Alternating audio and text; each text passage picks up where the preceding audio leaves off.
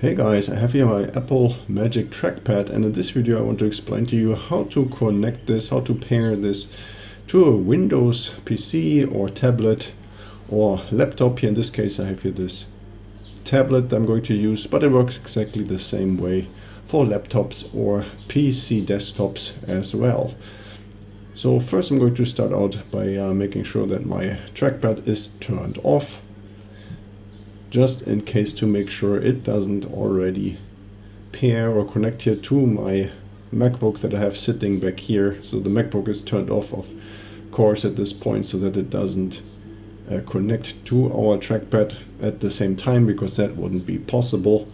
So now I'm going to switch here to my Windows 11 tablet, and I'm going to go here on the magnifying glass, and I'm going to type into that search bar Bluetooth.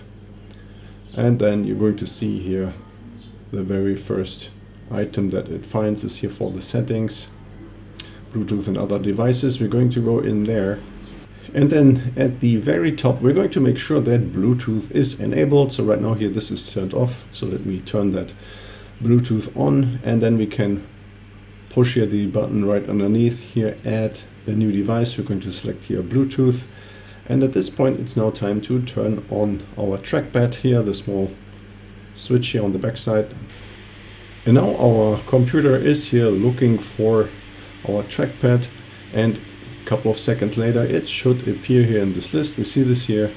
I'm just going to select this. It's going to pair our trackpad once we click on this. And that is pretty much it for the beginning. So now we can use the left click and we can use the mouse pointer, but unfortunately we won't be able to use the right click, even less, just like we're used to on our MacBook, just by pressing with two fingers. So this won't work until you install a special driver, and there's drivers that you can purchase, so you pay money for them, and they're usually like subscription services, which I really don't want to use. There is another service, like a free driver available on GitHub.